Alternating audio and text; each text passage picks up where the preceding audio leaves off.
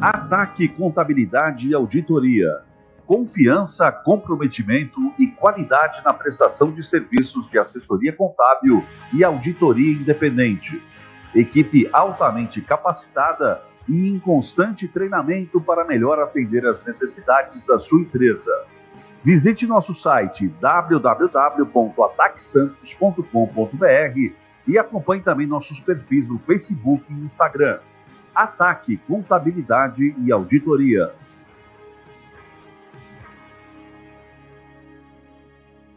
Diversas pessoas já descobriram que, quando precisam, podem contar sempre com a Blumed. Mais do que exames, consultas, serviços médicos, um plano de saúde tem que ser capaz de transformar a vida das pessoas. Vem comigo para você conhecer histórias de superação e bem-estar no programa Blumed e Você. Com a Blumed, você pode sempre contar.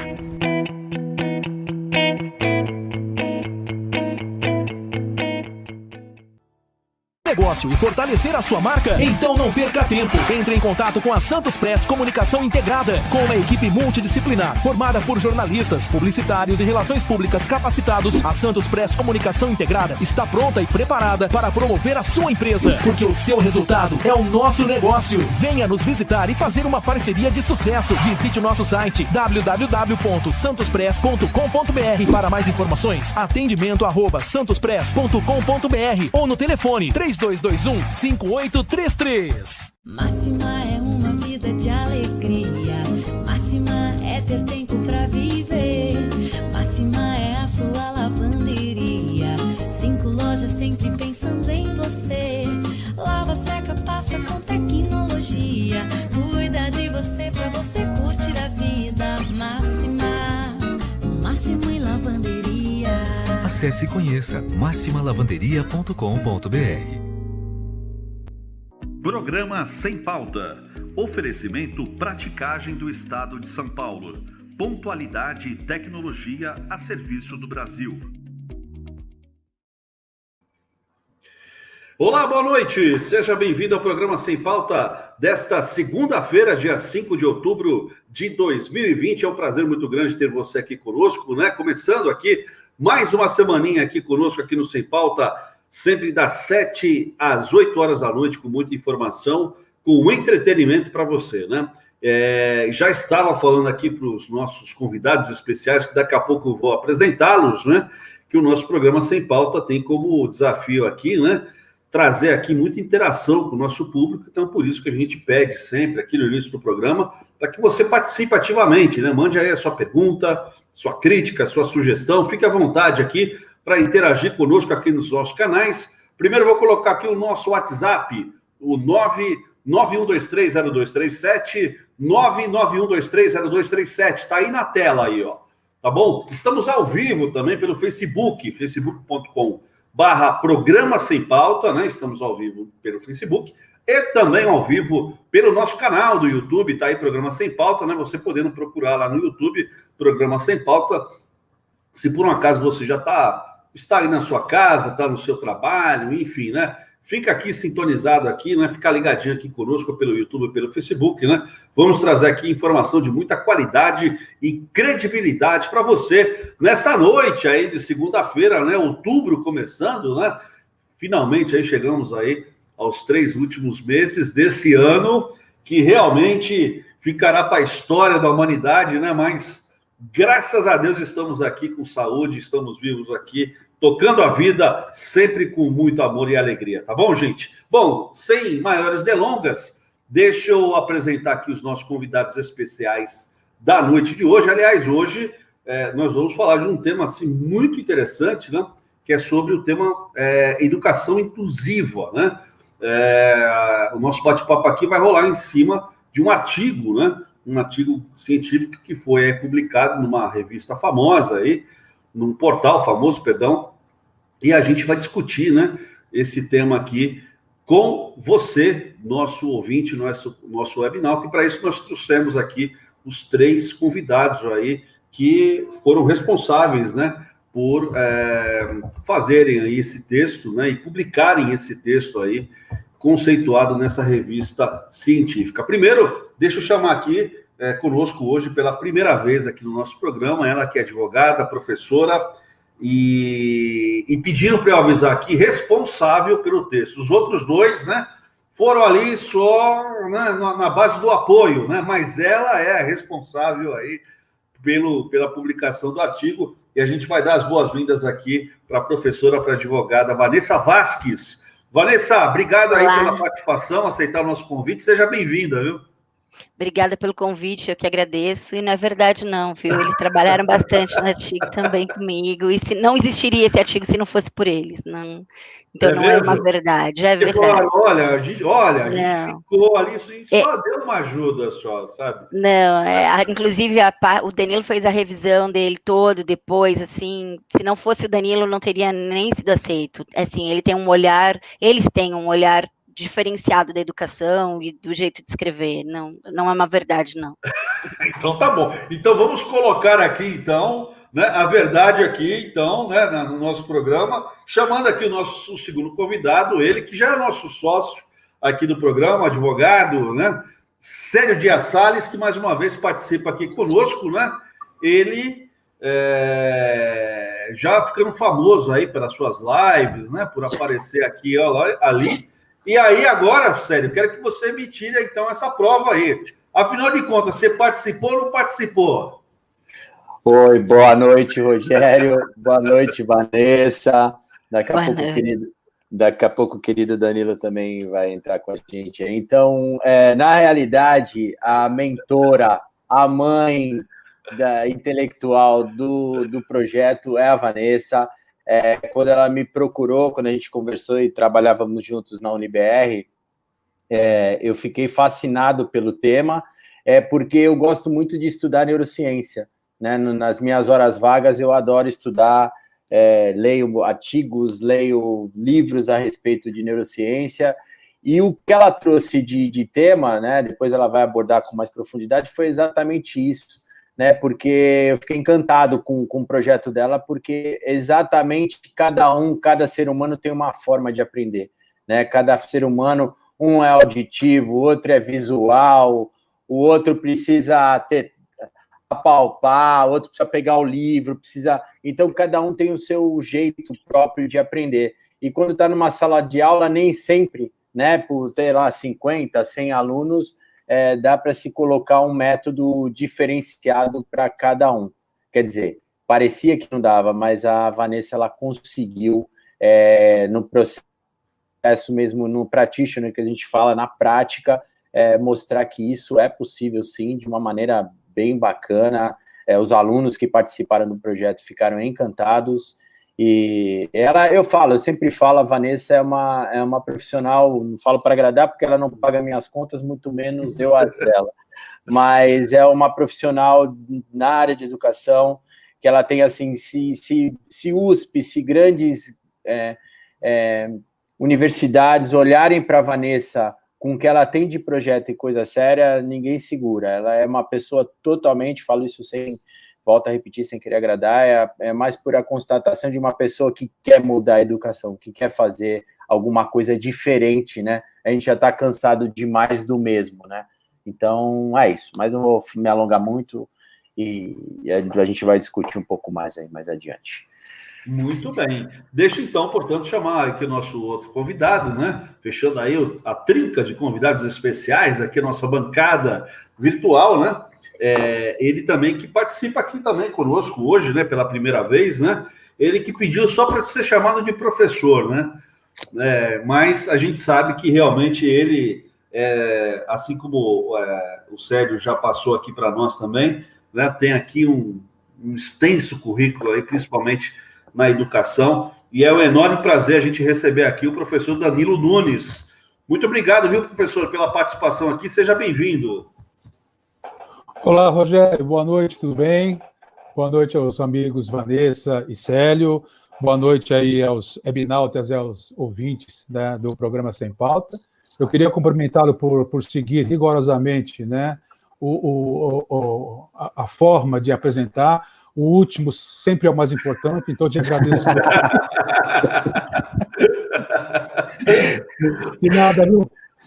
Ele seguiu a ordem de idade, a ordem cronológica de idade. Mas eu queria dar parabéns para você pela iniciativa de discutir no programa Sem Pauta uma pauta tão importante como a educação e a educação inclusiva, né? E eu e o Célio brincamos muito que a Vanessa é a grande responsável, porque ela é incansável, sabe, Rogério? A Vanessa além de tudo isso que o Célio falou, ela é incansável, né? Então, senão, se a gente dá uma brechinha a mais, né, ela deixa a gente cansado também, né? E eu e o Célio não temos mais idade para acompanhar isso, né, Célio? Não dá. Mas não realmente dá. A história desse artigo, né, que a gente vai ter a oportunidade de falar, que segundo o Qualis de 2019, né, o periódico é 1 a 1, ou seja, é o maior grau de indicador de qualidade internacional. Opa. Mas ele começou muito bonito para a gente, né? E ela foi nos convencendo aos poucos, né? A gente querendo entender de que era aquilo, e ela foi nos convencendo aos poucos que aquilo iria agregar bastante um diferencial ao curso de Direito que tinha acabado de ser implantado lá na faculdade.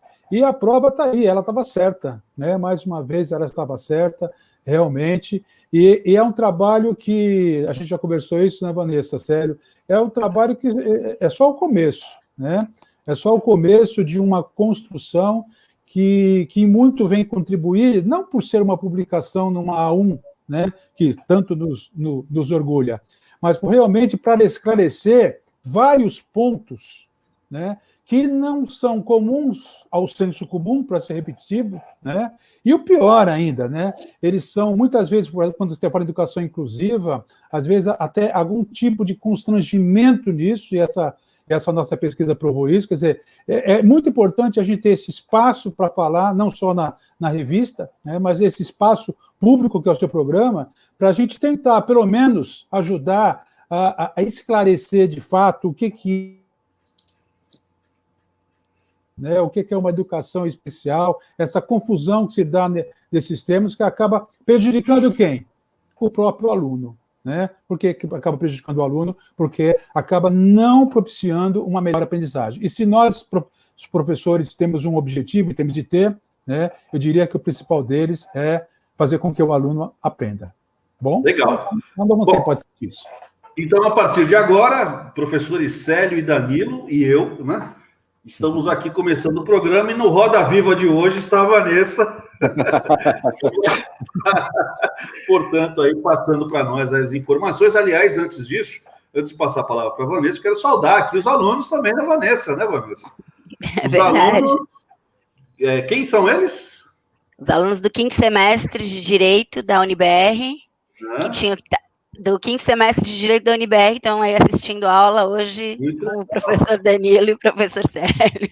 Sejam bem-vindos, alunos, sejam bem-vindos. Vamos lá, vamos aprender juntos, né? Vamos aprender junto aqui nessa aula, né? Que a Vanessa Rogério, vai... Oi, deixa eu mandar um beijo para eles e um abraço, porque eles também foram meus alunos lá no primeiro ciclo. Que legal, que bacana. Eu aproveito também, Rogério, para dar um beijão, mandar um beijão para todos eles, que é uma turma realmente diferenciada. Vai se formar a primeira turma de Direito da UniBR, né? Então, eles são bem também inquietos, insatisfeitos, no sentido de querer buscar sempre coisas melhores. Desde professores ao funcionamento da faculdade. Então, saudades mil aí dessa turma maravilhosa. Poxa, realmente agora até eu fiquei com inveja, viu? Aquela invejinha ali, né? Caramba, uma turma aí, como é que diria? Inveja branca, né? Inveja branca. Não, é uma inveja branca, uma turma abençoada, né? 3 professores. Acho que é o sonho de qualquer professor, essa turma é o sonho de qualquer professor, porque eles participam, eles se dedicam, eles entram na brincadeira, o que você propor, eles compram, eles fazem. É isso aí, olha, bastante, é uma boa experiência. Aí, turminha, vocês estão com a bola cheia, hein, turminha? Vamos lá, hein? Parabéns. Gente, vamos lá, sem maiores delongas aqui, o programa vai correndo aqui, o tempo também vai correndo, né? Eu deixo, obviamente, começar com a Vanessa, né?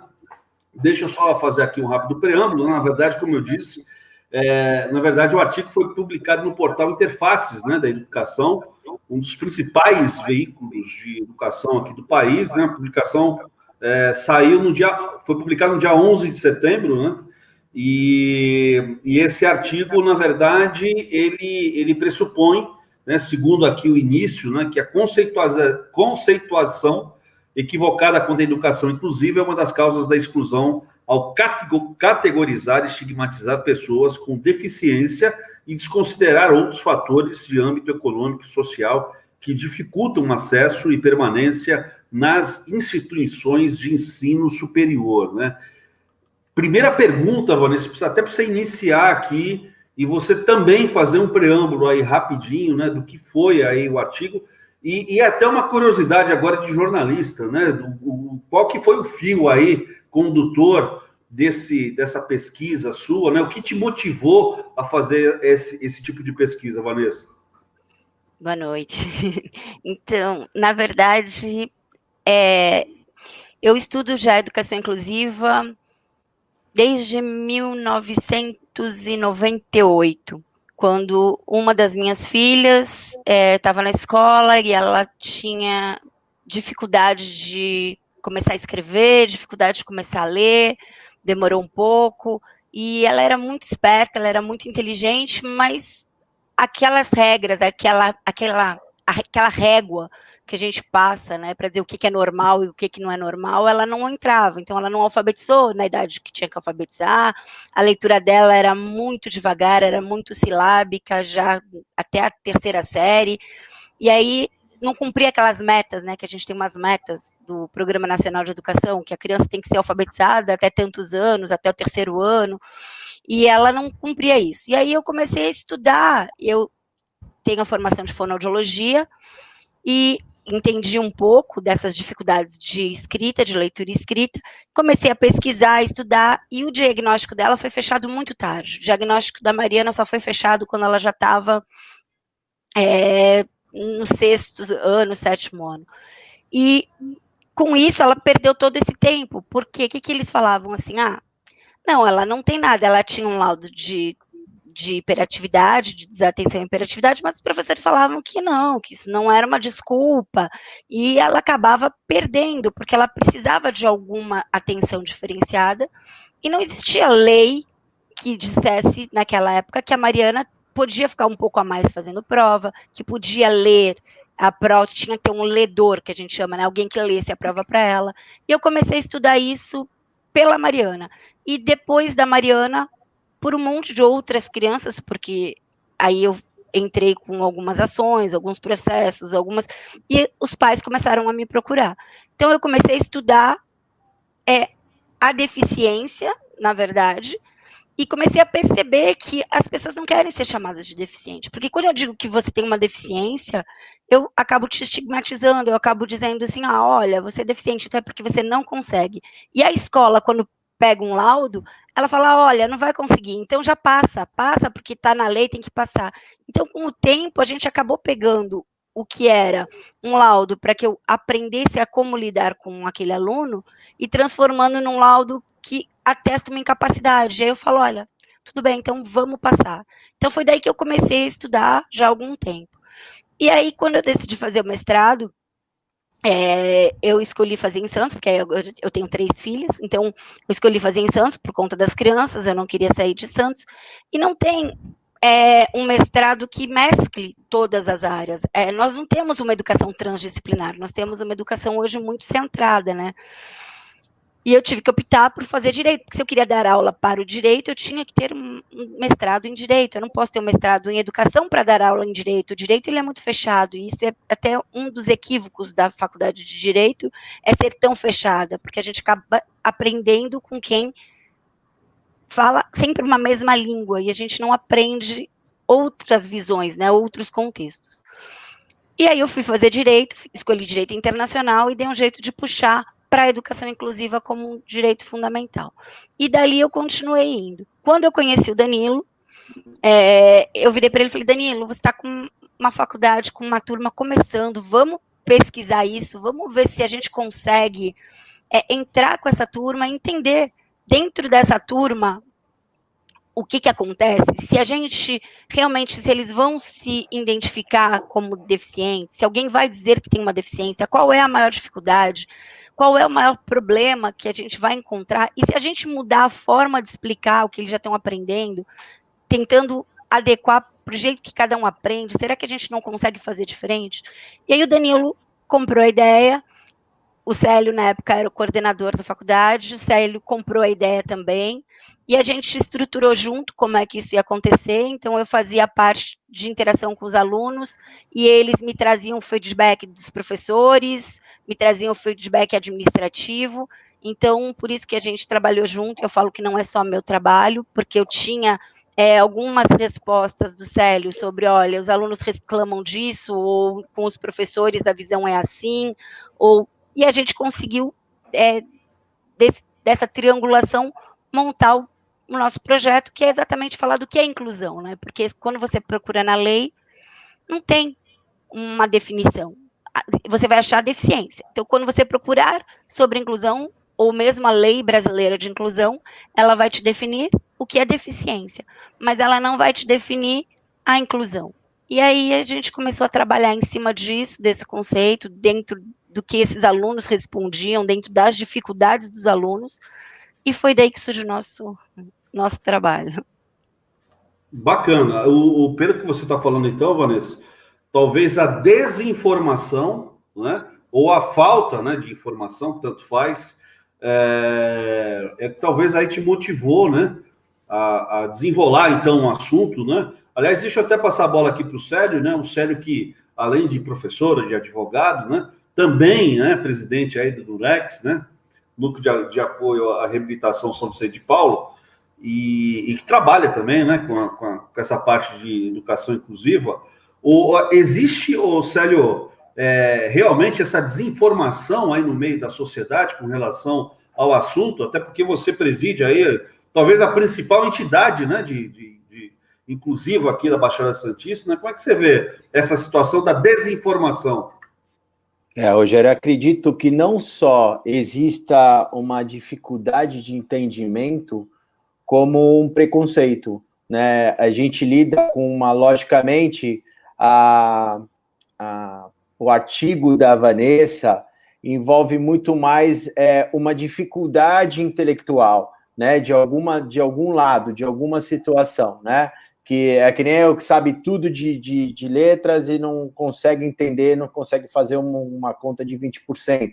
Né? Então, são essas coisas assim, entendimento, para onde vai, e alguns têm uma muito maior, outros menores.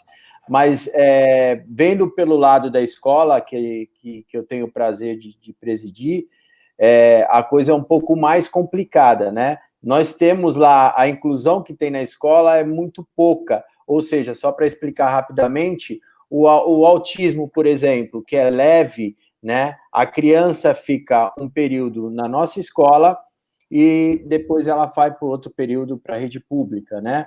Então, o que acontece? Ela acaba, por muitas das vezes, na rede pública, regredindo, né? Tem que retomar todos os conceitos e coisas que a gente conseguiu lá com as nossas professoras que são especialistas, obviamente, em educação especial. Por quê? Porque há um preconceito, é o diferente, né? Então, eu não... Lógico, o termo, inclusive, o correto é deficiência, né? Hoje, o nosso núcleo lá é Núcleo de Reabilitação do Excepcional, né? Olha como é que era um termo pesado, né?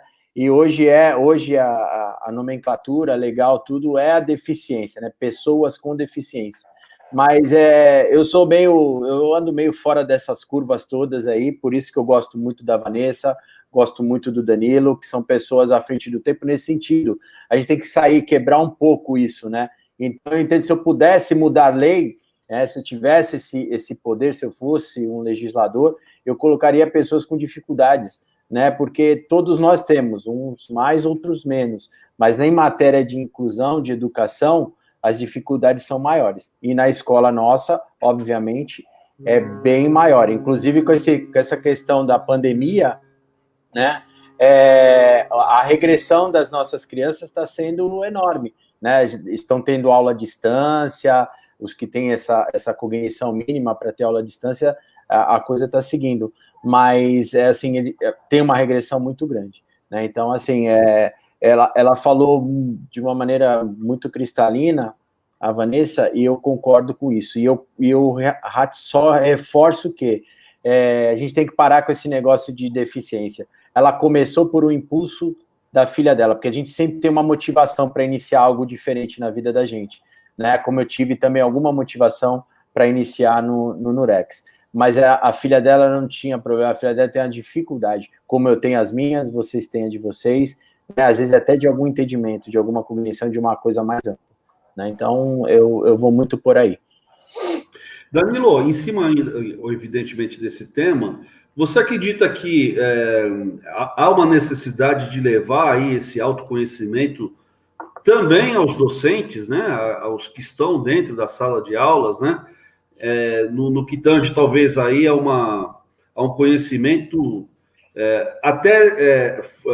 como é que eu posso dizer, livre dos padrões pré-estabelecidos nas aulas ou não? Isso. Esse teu aspecto que você está abordando, Rogério, é importantíssimo, porque, inclusive, é uma das conclusões nossa do artigo, né? Por quê? Quando a gente fala em educação inclusiva, né, nós estamos falando de educação inclusiva para todos, né? Uma interrupção, vamos usar esse termo, né, cognitiva, né, ou qualquer falha, qualquer interrupção no processo de aprendizagem é um tipo de deficiência. Tanto Rogério e ouvintes, todas as faculdades, obrigatoriamente, tem que ter uma estrutura denominada NACP, que é o Núcleo de Apoio Psicopedagógico, que tem como finalidade básica exatamente essa, né? Tratar as deficiências de aprendizagem, né? Só que a gente não vê nem na própria estrutura usar o termo deficiência por tudo que a Vanessa já falou e o Sérgio já falou, que eu concordo em gênero e número grau. Ou seja, não é só uma questão de desconhecimento, e o desconhecimento leva a alguns preconceitos, né?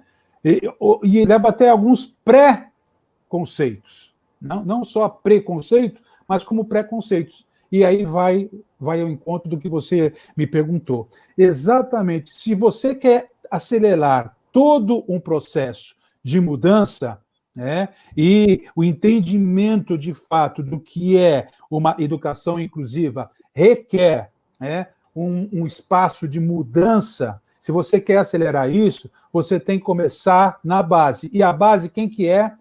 O formador, né? Ou seja, é o professor. E hoje, a nossa... É engraçado, né, Rogério? A educação, ela é fragmentada. Mas o ensino, ele é padronizado. E aí está, sabe, um dueto que não podem conversar, né? Não dá para conversar. Se o ensino é padronizado, significa exatamente isso. Nós ainda temos em pauta, né, o ensino feito, né, por um padrão que não é mais compatível com esse tipo de velocidade que a gente precisa para entender o que é uma educação inclusiva. Quando se tem algum tipo de proposta de mudança, por menor que seja, né, ou por mais lenta que seja, há toda uma discussão que tem de haver, né, todo o processo de mudança, ele te leva a uma discussão e te leva a uma reflexão, mas muitas vezes o que a gente enxerga, Rogério, não é só a discussão e a reflexão, é, acima de tudo, no primeiro momento, no primeiro passo, a resistência, né? E quando a gente tem resistência num bloco que tem a responsabilidade de formar, isso significa que esse processo de mudança, ele não só é lento, né, como ele, às vezes, até retrocede. Então, é muito perigoso, quando a gente discute na educação, né, a gente não confundir, né, então na educação não se discute, se tem lugar de reflexão, é exatamente uma universidade.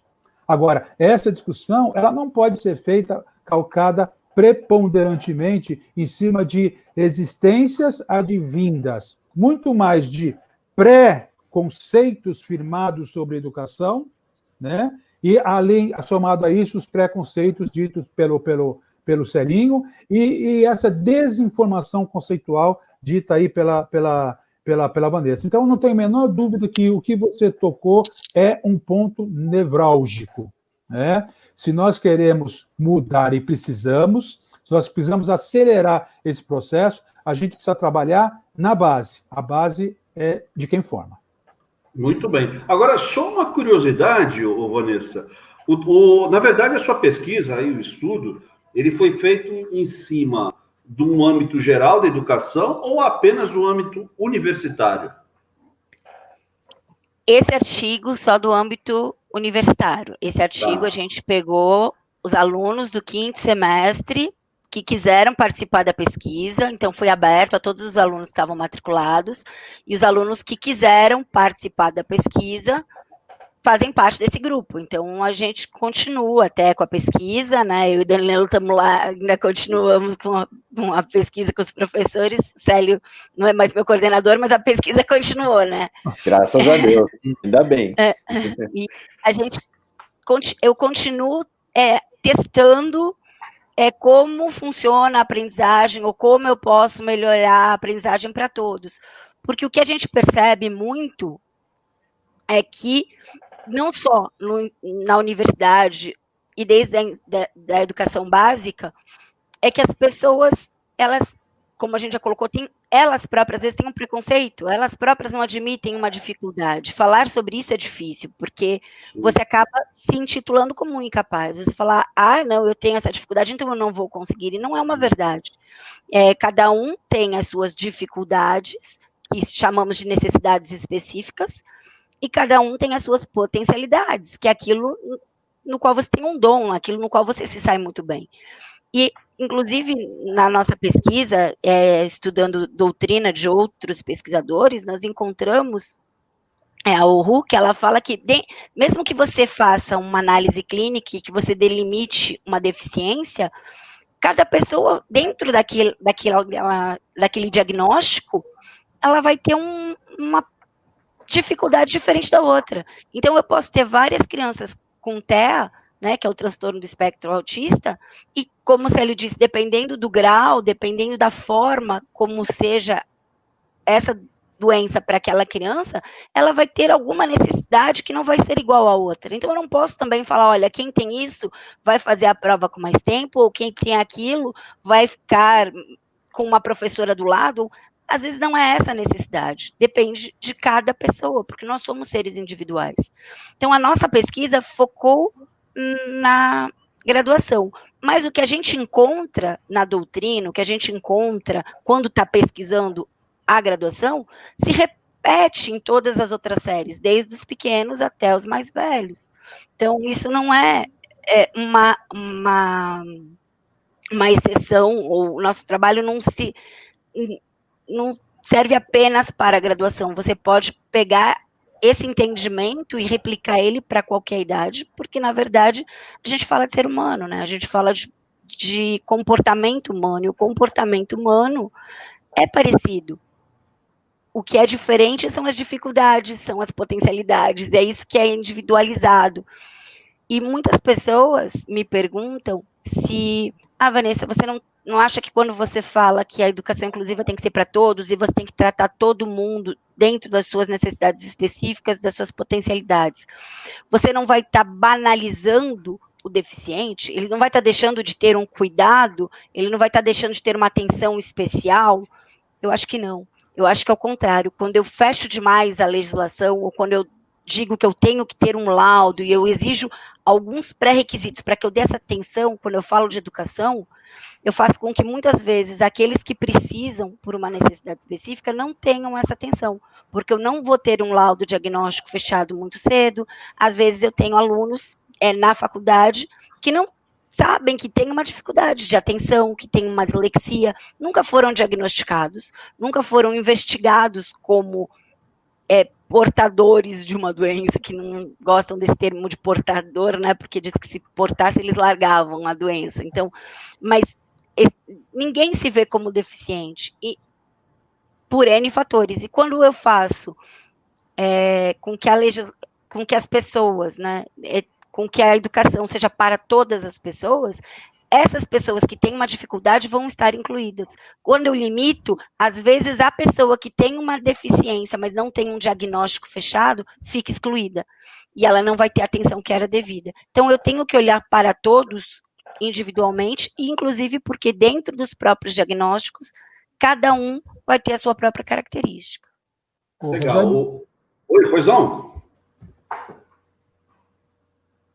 Oi, Danilo chamou? Chamei. Opa, pois não. Assim, só complementando um pouquinho o que a Vanessa falou, e até linkando, porque o nosso estudo foi específico para o ensino superior, para a graduação, mas não é diferente, né, no ensino básico, linkando com a angústia dos pais, por exemplo, né? No ensino superior nós temos o maior de idade, então a nossa angústia, as nossas angústias são tratadas diretamente com os alunos, né?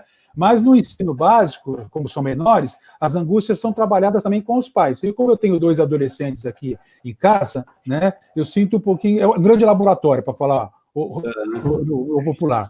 É assim, pegando o gancho no que a Vanessa falou, e uma crítica que eu faço a esse ensino homogêneo, né, eu acho que um dos grandes problemas, realmente, para se trabalhar a educação inclusiva como ela deveria, é o processo de avaliação.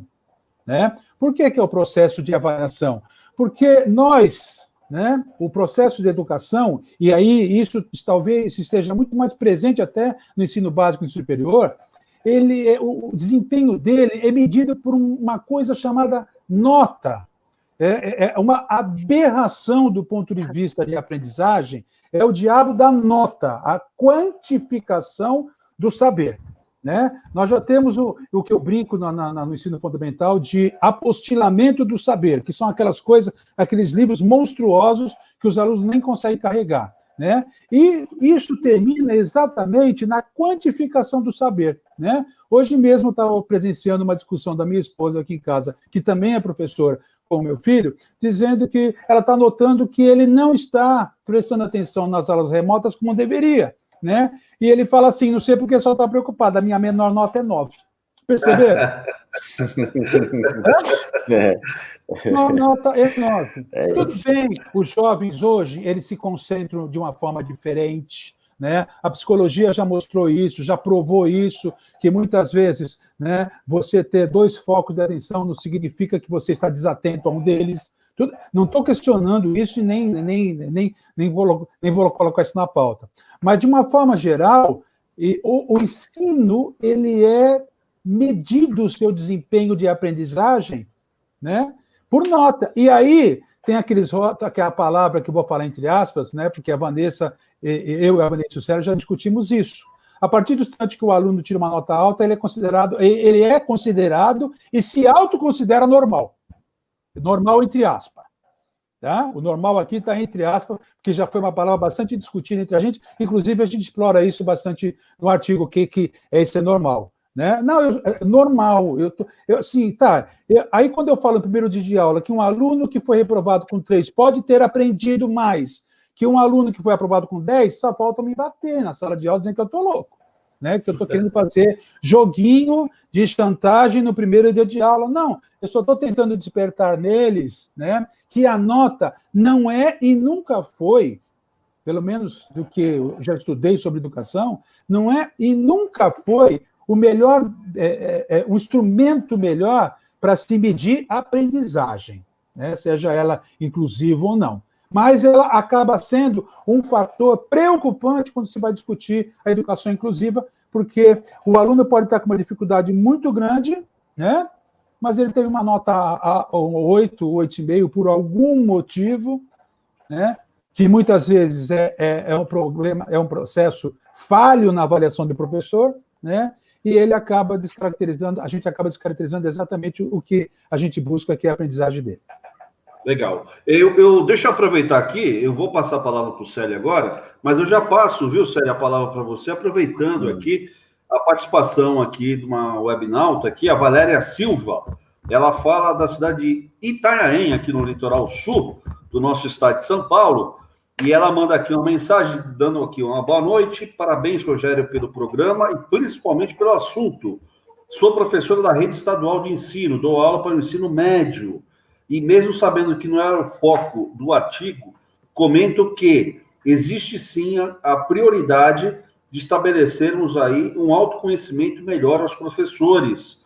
Hoje, principalmente, nos deixam alunos com Ela faz aqui um comentário grande. Desculpa, Valéria, não vou nem ler aqui todo aqui o seu texto, mas, na verdade, o que ela está dizendo aqui, Célia, é que ela concorda aqui que existe, sim, uma necessidade, né, de os professores passarem por uma capacitação, talvez, sei lá, enfim, por terem um autoconhecimento até para saberem lidar melhor com todos esses assuntos que são realmente muito difíceis de se tratar, segundo ela diz aqui no texto, né? É mais ou menos por aí, né, Célio? Sim, eu concordo com ela, e até pegando um gancho ainda, né, no que o Danilo falou, em questões de nota, né? Nota, eu vou num exemplo prático da minha turma de faculdade, aqui, colocar uma situação realmente que aconteceu. As duas meninas da turma da minha faculdade, elas disputavam quem seria a oradora da turma, e a oradora da turma era a maior nota, pelo menos na minha época era assim, não sei se ainda é assim hoje, né?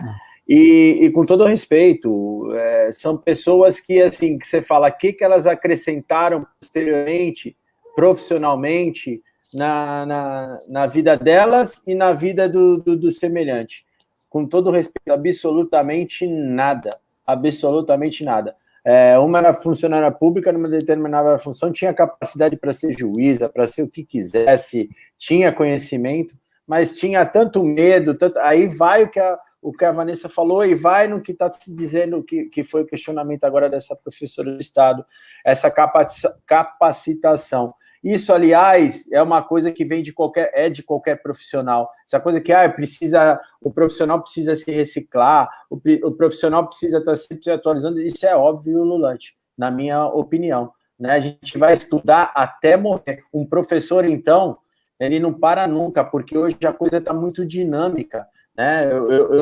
Eu tive o prazer, o Danilo era o meu diretor acadêmico e eu era coordenador do curso de Direito. E as terças-feiras era onde eu ia à forra, que eu era o chefe dele, porque ele era professor do curso de Direito. Só que eu tinha o prazer de adiantar minhas coisas nos outros dias, porque algumas terças eu fui assistir a aula dele. Eu fui lá sentar na classe, fui lá no cantinho e fiquei assistindo. Uma, inclusive, me emocionei bastante, que foi a leitura lá de uma poesia. Então, assim, voltada ao direito, que eles construíram do nada, então, sem estar com nenhum conhecimento prévio, com a alma, com o coração, falando do direito, né? Então, é isso. Eu vejo muito por esse lado, né? Isso, aliás, é o que eu falo sempre nos programas, sempre que eu participo. Se eu participar 250 vezes, eu vou falar 250 vezes o que eu vou dizer agora. O ser humano, ele tem que se aperfeiçoar em tudo.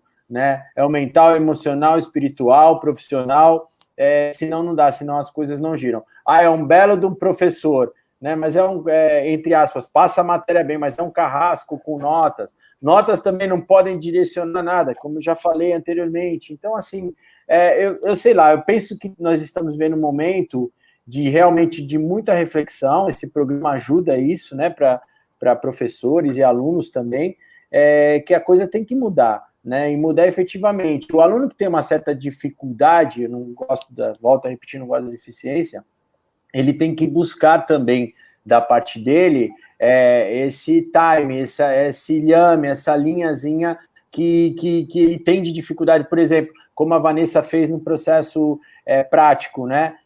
Que aquele aluno gosta mais? Aquele aluno, ele é visual. Então, tem que ter um PowerPoint lá para ele tem que ver gráfico, ele tem que ver imagens, e aquilo fixa para ele. O outro tem que ler, o outro tem que ouvir. Né? Então, exatamente, aí isso não vai diferenciar. Né? Essa questão de nota, isso, no final das contas, nada disso vai diferenciar. O que vai diferenciar é o que a pessoa faz, além de simplesmente estudar. Né? Isso é o que eu sempre coloco nas minhas conversas aqui com você, nesses bate-papos gostosos que a gente tem aqui. Muito bem, 19 horas e 45 minutos, né? Estamos aqui batendo papo aqui com três educadores, né, da mais alta capacidade aqui, qualidade, né? E muita gente aqui participando conosco. Deixa eu só... Aliás, tem aqui...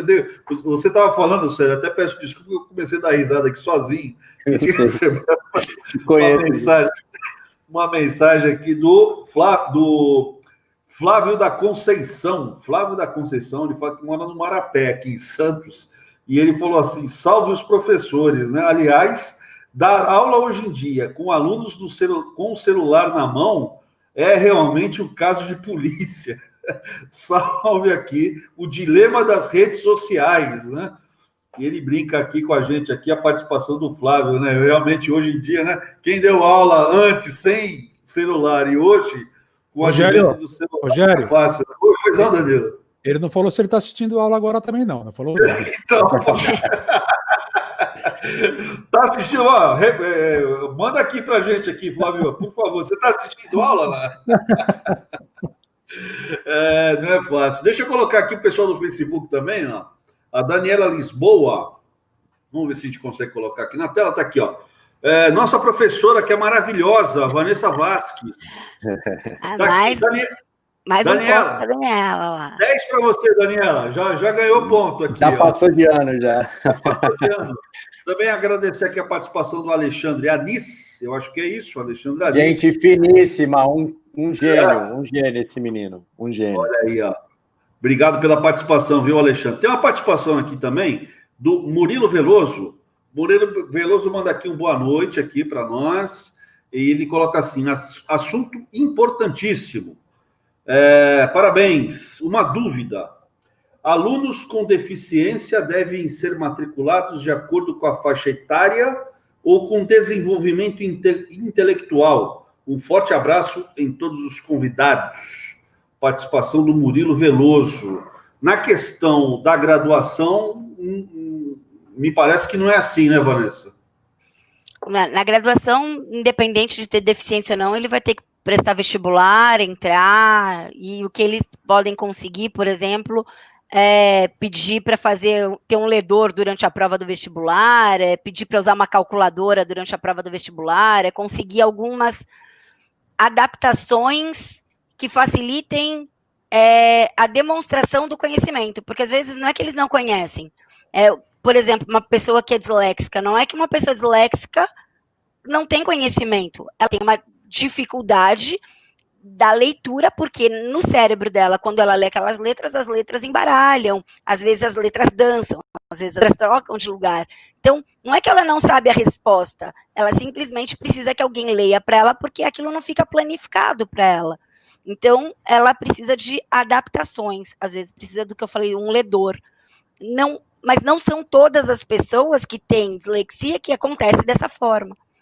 Então, como que você entra na faculdade? Pelo vestibular, pelo Enem, pela nota do ENAD. Não é por mérito. Não existe como você falar, eu sou deficiente, então eu não preciso fazer o ensino médio. Não, você vai ter que entrar como todo mundo. Não existe pular.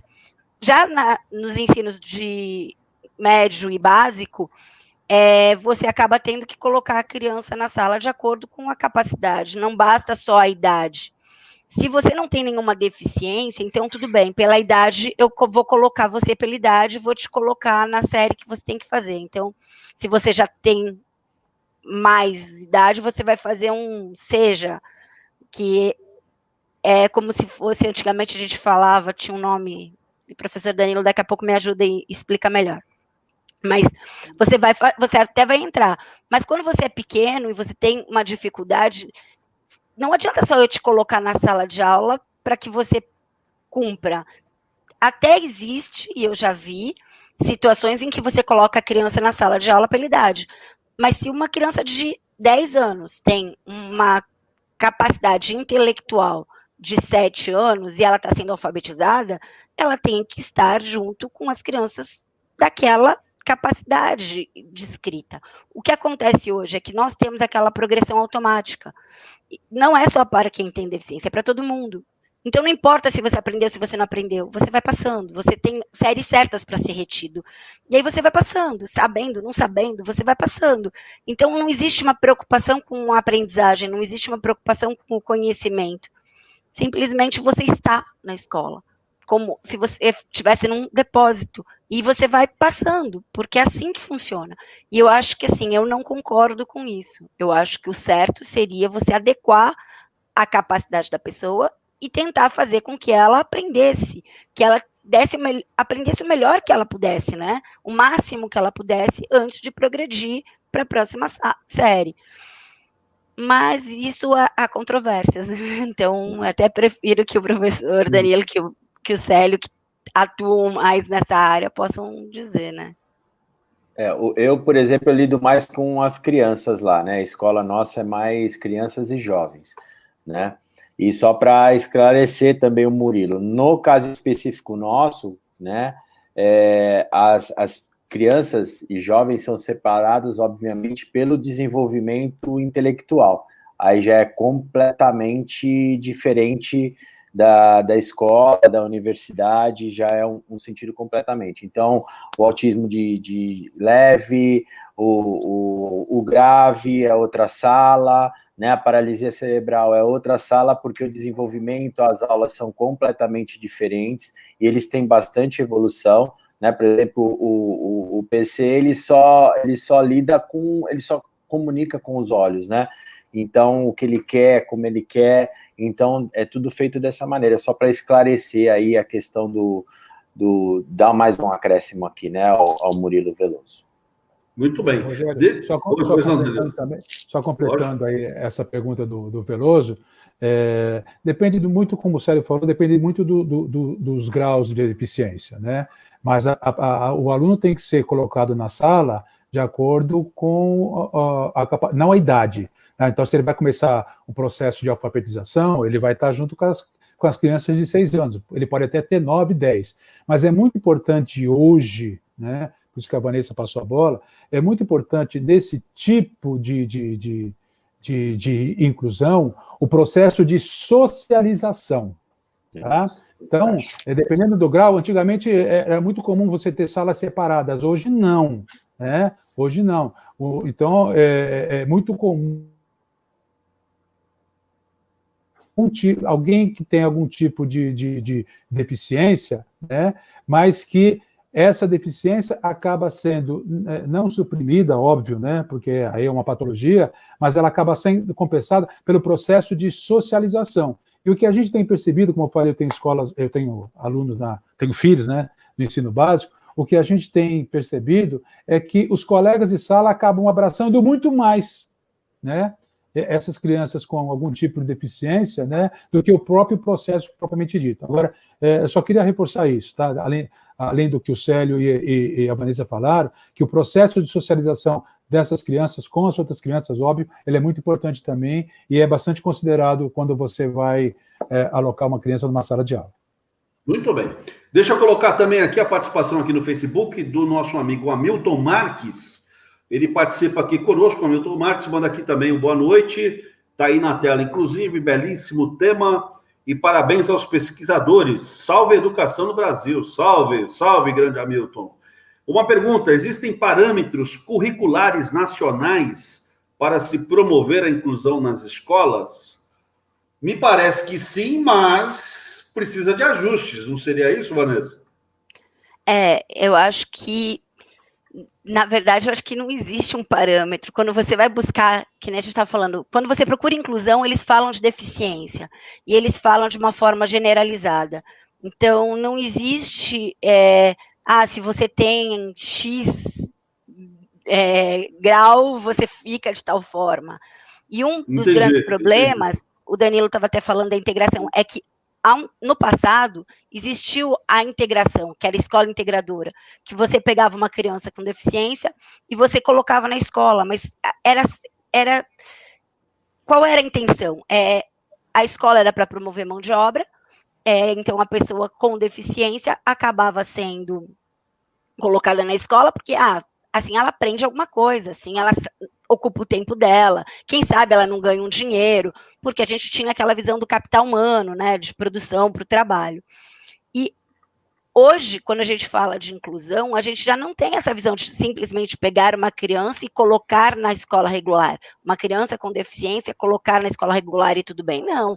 A inclusão diferente da integração, porque a inclusão é para todo mundo. Então, a inclusão é você colocar todas as pessoas dentro de um mesmo espaço e respeitar a individualidade de cada um, que é diferente da integração, onde eu simplesmente colocava um deficiente dentro da escola para que ele aprendesse alguma coisa, o que ele aprendesse tá bom.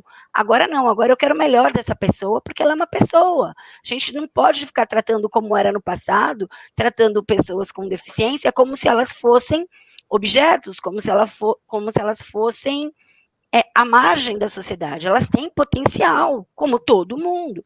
Então, assim, quando ela vai para a escola, é para que você desenvolva o potencial dela e o melhor que ela tem para ser desenvolvido. É condições iguais.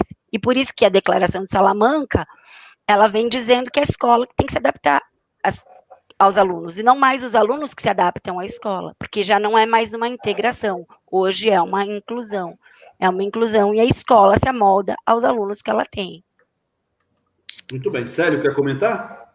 Não, só fazer um comentário, não por acaso, desculpe, Celinho. Pode falar, querido. A Declaração de Salamanca, ela é de 1994. Olha as coincidências, que não são coincidências, né? Mas ela só foi publicada, de fato, na tradução de 1998 pela Unesco, né? E quando foi que a Vanessa começou a estudar educação especial? Olha que coincidência, né, Vanessa? Em 1998. Só queria fazer essa complementação, que nada tem coincidência, né? Fantástico, não existe, né? Não existe coincidência. Fantástico. Eu tenho, assim, só para finalizar um pouco esse assunto, que daqui a pouco vai acabar o programa aí, né? Eu vejo muito, assim, no aspecto prático, vivendo o dia a dia da escola.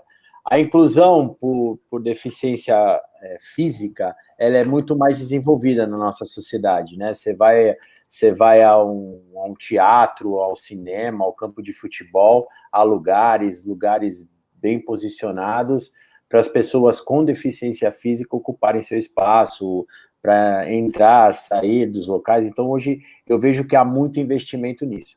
Mas a inclusão intelectual, vamos colocar assim, essa deficiência, né, ou buscando essa inclusão intelectual, ela, para mim, ainda hoje, apesar de todos os esforços, ela ainda é relegada a um segundo plano, na minha opinião, tá? Só para acrescentar aí. Tá bom, olha, como o Célio falou, a gente já está caminhando aqui para o final do programa, e a gente tem muita participação aqui, o WhatsApp aqui tá bombando. Hoje o programa tá pegando bombando aqui. O pessoal, na verdade, assim, o tema, né, realmente ele é interessante, né? Sim. É um tema cativante, né? E é um tema, eu falo por mim, né? É um pouco desconhecido, gente. Né? Por incrível que pareça, né? A gente fala tanto aqui de educação para cá, mas a educação inclusiva, infelizmente, né, não está nas pautas, né, das grandes redações, ou, sei lá, dos bate-papos, das palestras, enfim, né? Então, eu prevejo realmente que a gente vai precisar fazer outros programas, né, desse aqui, para a gente continuar, inclusive, aqui comentando. Mas vamos aqui rapidinho, aqui, a gente tem mais um tempinho aqui, tem uma participação aqui, engraçado, ó, tem uma participação aqui da Elaine Heller. Ela manda aqui, para Vanessa, como diagnosticar a dislexia no adulto? Aí, embaixo, deixa eu só aqui rapidinho, tem também a mensagem da Raquel Assunção. A Raquel Assunção talvez até já responda a Elaine Heller em cima. A Raquel Assunção, ela coloca assim, ó, uma psicopedagoga junto com uma equipe multidisciplinar pode ajudar no diagnóstico de dislexia em adultos. Está aí na tela aí a participação também da Raquel Assunção. É isso mesmo, Vanessa? A Raquel acabou explicando aí para a Elaine? Sim, o diagnóstico não é fechado por uma única pessoa, ele é multidisciplinar, né? Você acaba tendo que passar por um número de profissionais para poder ter um diagnóstico fechado.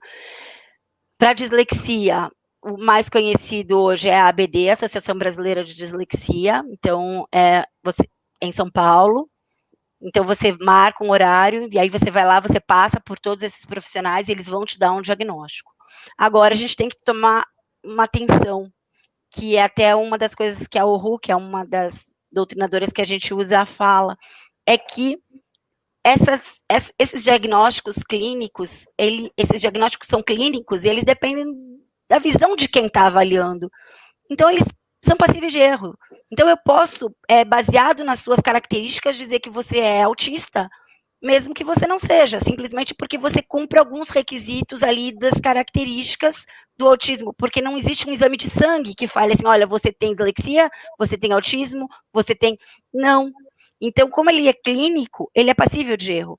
Você vai ter algumas características que vão levar aqueles profissionais a te darem um diagnóstico. E por isso que eu falo que é complicado você trabalhar com diagnósticos. A inclusão, ela tem que ser para todo mundo, porque o teu diagnóstico não necessariamente te define, não necessariamente está certo. Então, assim, a gente precisa tomar um pouco de cuidado quando a gente pensa nisso. Como é que eu sei se eu sou?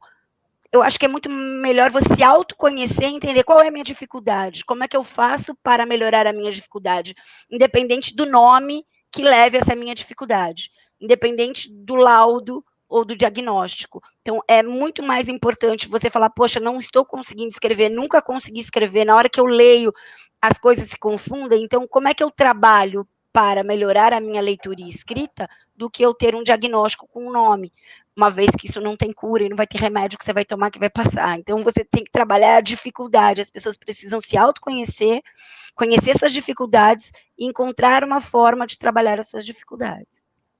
E aí, assim, só para pegar uma carona rapidinho no que a Vanessa falou e para elucidar com um exemplo mais popular, né? Qual a diferença? Tem uma diferença pequena entre tristeza profunda e depressão, né? E quando chega lá no psicólogo, no psiquiatra, aí ele acaba, dependendo se ele tiver um convênio psiquiatra, principalmente tem um convênio lá com o laboratório, já taca ali um remédio de depressão na pessoa, quando na realidade ela está passando por um momento de uma tristeza profunda, que é muito próxima, né, à depressão. Mas o médico, então, é o que a Vanessa falou com muita propriedade, vai ficar sempre na mão, né? Tem um quadradinho lá de coisas, de itens que se preenchem ou não, mas no final das contas vai sempre ficar na mão de um profissional e tem que saber como é que é esse profissional também. Elas são muito próximas, mas ao mesmo tempo muito diferentes. Né? Muito diferentes, perfeito.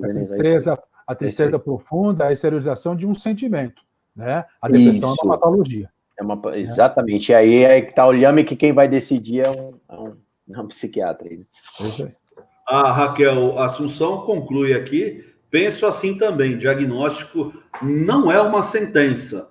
E aí, só agora assim, para concluir ainda com a Raquel, ela coloca aqui até uma outra pergunta.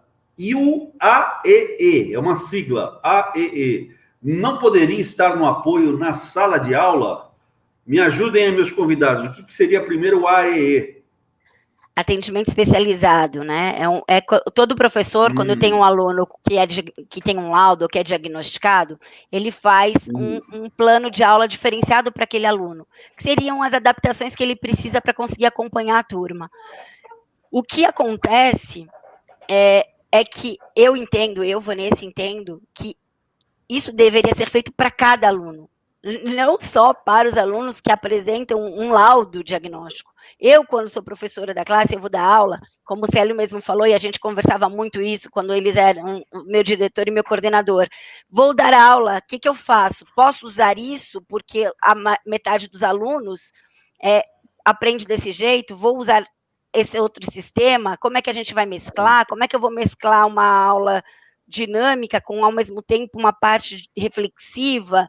E eu acho que todo professor tem que conhecer os seus alunos. Não adianta você montar uma sala. Se tem uma coisa que me deixa muito brava, é eu ter que montar meu plano de aula antes de começar a aula. Eu não sei nem quem são meus alunos. Como é que eu posso dizer como é que eu vou trabalhar com os alunos que eu não conheço?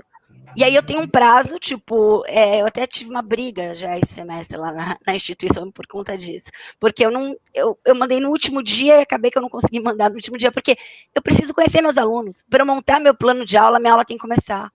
Eu não consigo pensar nas férias sem saber quem são os alunos, se teve aluno novo, quem foi incluído, ou quando às vezes é a primeira turma que eu estou dando aula. Porque eu não tenho como pensar qual é a metodologia que eu vou usar sem conhecer esses alunos. São os padrões do ensino, Vanessa. É o ensino padronizado. E aí é o que eu falo, como eu dou aula, porque... E quando a gente nivela, a história mostra pra gente, quando a gente nivela, como é que a gente nivela.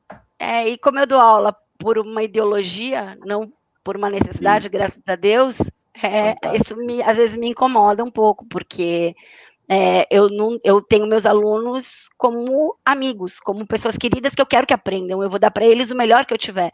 Eu posso não ser a melhor professora que eles vão ter, mas eles vão ter 100% do que eu sei, porque eu vou fazer da melhor forma para eles aprenderem. E esses testes de David Kolbe, que a gente aplicou neles, para poder saber como era a forma de aprendizagem, é um tipo de teste que você faz para perceber. Dos alunos que participavam da pesquisa, metade ficou no quadrante superior aqui e metade no quadrante inferior, o que significa que metade gosta de aprender fazendo, testando, e metade pensando. Como é que eu faço uma prova, que nem disse o Danilo, para todo mundo, que vai me mostrar o que cada um aprende? Né? Não vou conseguir. Não vai. Muito bem, gente. Olha, a gente, infelizmente, é limitado aqui pelo tempo, né? Mas eu vou fazer o seguinte, o André Luiz Ferreira participa aqui conosco, né? E ele mandou a seguinte mensagem: parabéns pelo programa. Rogério, por favor, faça outro programa desse. Então eu vou fazer. O André está pedindo, eu vou fazer, tá bom, André? André Luiz Ferreira participa aqui com a gente. Obrigada, André. Obrigado, André. A gente vai fazer assim. Aliás, já que eu estou com o WhatsApp aqui na mão, ó, deixa eu só mandar aqui, ó, olha só, o Geraldinho, eu acho que é isso, Geraldinho Gomes, o Sérgio Araújo, o André Luiz Ferreira, que participou aqui, que eu li aqui a mensagem dele, a Rita Halabian, eu acho que é isso também, Rita Halabian, a Valéria Silva, que já participou aqui, a Rosiane Alves de Oliveira, a Aparecida Tamires, o Alessandro Borrache, meu amigo Alessandro Borrache, obrigado, viu, pela participação, também a Denise Dias da Fonseca, Júlio César Descoute, Célio Edna Jação, a Tânia Nakamura, a Maída Dascânio, Sidney Brito, Henrique dos Santos e o Rodrigo Henrique Ferraz. Todos eles aqui participaram, mandaram mensagem aqui. Obrigado a todos pela participação. Pessoal, também no Facebook aqui. Deixa eu só dar um oi aqui para o pessoal aqui também. Eu já falei do Alexandre Anis, tem também aqui a participação da Marcela Hernandes, mandando boa noite. O Antônio Jorge Coutinho, boa noite, excelente tema. Ato de amor ao próximo. Parabéns, professora. Antônio Jorge Coutinho participando aqui também. A Daniela Lisboa de novo. A Célia Rocha mandando boa noite. Flávia Ribeiro. A Kátia Prado. A Multifunções Kátia Prado. A diretora pedagógica do Nurex. É essa que me carrega. Aliás, a Kátia é outra que a gente pode e deve trazer aqui, né, Célia? Imagina o quanto que a Kátia pode aí tem também. Tem uma experiência aqui de 20 e poucos anos aí de Nurex, exatamente. De aula, de parte prática, né, com as crianças nossas lá. É verdade, e nos ajudar aqui. Bom, gente, então é isso. Eu vou agradecer aqui primeiro a participação aqui dos nossos convidados. Primeiro, agradecer ao Célio Dias Salles, que já é nosso sócio aqui, já participa aqui constantemente conosco, que certamente vai voltar. Célio, obrigado pela participação. Aliás, opa, peraí, que o pessoal do Nurex aqui está me chamando aqui para eu não esquecer de falar sobre a ação do Dia das Crianças. Vamos aproveitar aqui o programa, né? Falar aqui que o Nurex, né, junto com a Bonequist, está aqui com um kit super especial, gente, aqui para o Dia das Crianças. Olha que vem dentro do kit: jogo educativo, artesanal, as comidinhas artesanais também de diversos sabores, doces, guloseimas e uma surpresa especial que é um cartão personalizado feito pelos alunos, próprios alunos do Nurex, né? Sim. Os pedidos devem ser feitos até essa quinta-feira agora, dia 8, tá? E o preço aqui, o valor do kit, custa R$ 75,00. Olha, gente, um excelente presente para o seu filho, para o seu sobrinho, para o seu neto, enfim, uma excelente aquisição. Então, e a informação bacana aqui também, né? Você compra o kit e o kit vai ser entregue no próprio dia 12, segunda-feira, Dia das Crianças, lá na Associação de Engenheiros Arquitetos de Santos, né? Onde vai ter lá uma interação com o Grupo Hora de Brincar, eles vão tirar fotos, né? Vai ter lá personagens infantis, tudo isso dentro dos padrões aqui, protocolos de biossegurança, tá bom, gente? Então tá feito aqui, então, o nosso apelo aqui para o pessoal comprar aí o kit especial do Dia das Crianças aqui, promovido pelo Nurex e Bonequist, R$ 75,00. Faça seu pedido lá, através do WhatsApp 98837 1544. Eu vou fazer o seguinte, eu vou colocar no chat aqui, e quem quiser aí, tanto no Facebook quanto no YouTube, você vai lá e faz a sua aquisição. Certo, meu presidente Célio Dias? Está dado aqui o recado. Obrigado pela participação. Eu que agradeço você sempre conduzindo, Rogério, com essa maestria, com essa leveza, né? Sempre de maneira descontraída.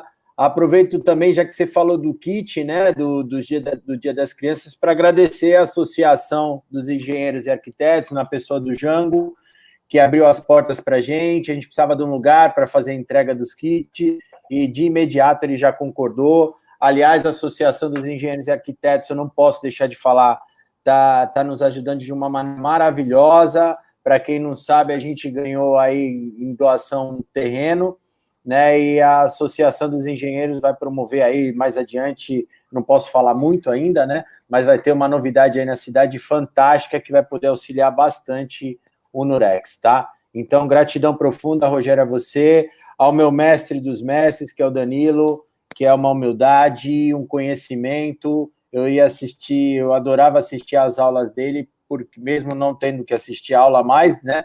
Mas é o que eu falo, a gente está sempre em constante aprendizado, e muito do que eu lia e leio nos livros, ele coloca em prática, é um líder nato, e isso tem um lado bom e um lado ruim, né? Porque inspira pessoas como eu, e com certeza causa muita inveja e muita dor de cabeça em outras pessoas. Mas isso deixa para lá. E a querida Vanessa também, tá? Por todo o carinho, uma professora fantástica que eu me apaixonei do estilo dela logo que ela chegou na faculdade, exatamente por isso, por querer fazer mais que o combinado, que é uma coisa que a sociedade nossa precisa muito, cada um na sua área de atuação, e pensar fora da caixa. Então, gratidão profunda a Rogério, Vanessa e Danilo. Muito obrigado pela oportunidade, e a todos que assistiram e participaram efetivamente com a gente. Isso dá um ânimo, é muito gostoso essa interação. Muito obrigado. Legal, Célio. Obrigado aí pela participação. Também obrigado aqui ao mestre Danilo Nunes, né, pela sua valiosa participação. Com certeza será feito aqui novos convites, viu, professor? Eu que agradeço, Rogério. Estou aguardando o convite, né? Pode convidar a hora que quiser. O tema educação, eu sou apaixonado por ele, né? Quem foi meu aluno sabe disso, né? São 31 anos de sala de aula, né? E poder ainda participar desse momento legal com duas pessoas que eu gosto muito, né? O Célio, o Celinho, né? É um cara que é um ser humano, é um profissional incontestável e um ser humano fantástico, né? Ele se orgulha de falar, e eu me orgulho de falar dele, que é assim. É um cara movido extremamente pelas emoções, né? É um cara sensível, e hoje é muito difícil a gente encontrar pessoas sensíveis, né? A sensibilidade, ela acaba movendo, né, ações e reações, no meu ponto de vista, sempre positiva, né? E a Vanessa, que eu conheço há 3 anos, né, Vanessa? Eu tive o prazer de conhecer há 3 anos, eu brinco da incansável Vanessa. A Vanessa é uma pessoa como eu, que gosto de educação, né? É uma pessoa que é muito bom estar sempre com ela, né? Porque além de incansável, ela não para, ela propõe, ela não fica na área de conforto, mas o que eu acho mais importante, assim, a gente sempre fala que o papel de um líder é tirar as pessoas da zona de conforto, né? Mas eu sempre falo também que tirar as pessoas da zona de conforto sem tirar da sua área de conhecimento. E ela faz muito bem isso, né? Ela faz isso como poucas pessoas que eu conheço na minha vida fazem, né? Não sai da área de conhecimento, né? Mas sai da zona de conforto. É impressionante como ela navega pelo conhecimento que tem e o conhecimento que vai buscar, né? E um abraço a todos os seus webnautas, Rogério, né? Não preferencialmente, mas assim, com o coração um pouquinho mais apertadinho, né? Para os meus ex-alunos aí que estão assistindo esse seu programa. E estamos aqui, Rogério. A hora que você quiser, já me considero seu sócio também, tá bom? Opa. Pode chamar a hora que você quiser. Já está assinada a ficha já, pode deixar. Obrigado, meu professor. E olha, Vanessa, obrigado aí. Olha só, Vanessa, o pessoal não quer acabar aqui. A Elaine Heller aqui, obrigado, gente. Muito esclarecedora. A Raquel Assunção, amei, adoro todos. Tudo sobre incluir todos em sala de aula e na sociedade. Rosilene Peritini, Maravilhoso o programa, obrigado a todos aqui, o pessoal realmente adorou aí. E fica aqui também meu obrigado, viu, Vanessa, pela sua participação. Parabéns pela sua atuação, parabéns pelo artigo e parabéns pelo jeito aí que você conduz aí. Deu até vontade de ser seu aluno, viu, Vanessa? Obrigado, viu? Obrigada, eu que agradeço o convite. Sou fã do Célio, sou fã do Danilo. Sempre que você me convidar e falar assim, olha, o Célio e o Danilo vão estar lá, vamos junto, eu falo, vou com eles em qualquer lugar, porque eu gosto muito deles, aprendi muito com eles. Esse artigo não existiria se não fosse eles. É muito difícil as pessoas darem oportunidades hoje para outras pessoas. Então, quando eu pedi uma oportunidade para eles, eu não era ninguém, eu não era uma pessoa famosa, conhecida, com um super renome, e eles abriram as portas e me apoiaram, e me ensinaram, e me mostraram. Muitas vezes o Célio falava, Vanessa, isso assim não, muda isso, ou pensa assim, ou seu jeito, às vezes, de colocar isso, se fizer assim, fica melhor.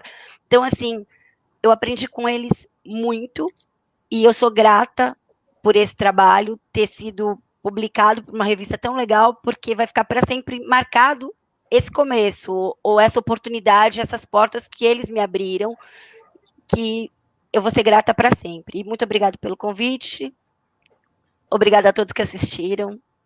Se tiver alguma dúvida, pode me mandar para vocês aí, você me passa, que eu respondo com o maior prazer, por e-mail, WhatsApp, o que for.